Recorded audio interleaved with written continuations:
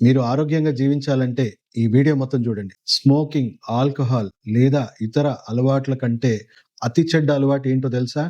Late night తినడం. So చాలా మంది చేస్తున్న తప్పిదే.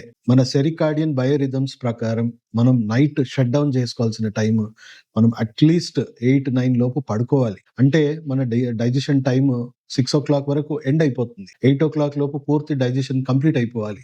అండ్ 9:00 లోపు పడుకోవాలి.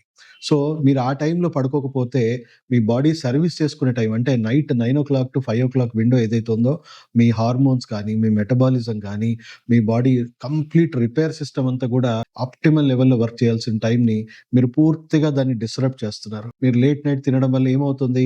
డైజెస్ట్ చేసుకోవడానికి ఇన్సులిన్ స్పైక్ అవుతా ఉంటుంది. సో దానివల్ల మీకు టైప్ 2 డయాబెటిస్ కానీ, థైరాయిడ్ లాంటి సమస్యలు ఇవన్నీ కూడా ఉత్పన్నమవుతాయి. అండ్ లేట్ నైట్ మనం తిన్నదంతా కూడా నైట్ అంతా కూడా డైజెషన్ అంటే ఈ రిపేర్ సిస్టమ్ అంతా కూడా పక్కన పెట్టేసి మీకు పూర్తిగా డైజెస్టివ్ సిస్టమ్ అంతా నైట్ మొత్తం కూడా మీకు అది వర్క్ చేస్తూ ఉండాలి. దానివల్ల మీకు ఇండైజెషన్, యాసిడిటీ, బ్లోటింగ్ దానివల్ల కలిగే తీవ్రమైన ఇన్ఫ్లమేషన్స్‌కి మీ వెన్నుపూస, మీ హార్ట్, మీ బ్రెయిన్‌కి ఎన్నో రకాలుగా తీవ్రంగా డ్యామేజ్ చేస్తూ ఉంటుంది. దానివల్ల మీకు స్ట్రోక్, హార్ట్ అటాక్స్ కానీ, వెన్ను సమస్యలు కానీ ఎన్నో సమస్యలు మీలో డెవలప్ అవుతా ఉంటాయి. చాలా మందికి లేట్ నైట్ ఆకలి అనేది ఒక పెద్ద విషయం. సో ఈ లేట్ నైట్ ఆకలిని మనము నివారించడానికి సాయంత్రం 5-6కే మనం కొంచెం high protein foods like eggs గానీ, లేకపోతే ఎక్కువ ప్రోటీన్ ఉన్న కంటెంట్‌ని మనం కన్జ్యూమ్ చేయడం వల్ల మనకి ఆకలి అనేది కంట్రోల్‌లో ఉంటుంది. అండ్ ఎంత త్వరగా మీ బ్రెయిన్‌కి మెలటోనిన్ ప్రొడక్షన్ పెంచుకోవడానికి, మీ స్లీప్ క్వాలిటీ ఇంప్రూవ్ చేసుకొని మీ ఆరోగ్యాన్ని మీరు ఇంప్రూవ్ చేసుకోవడానికి ఈవినింగ్ 7-8 తర్వాత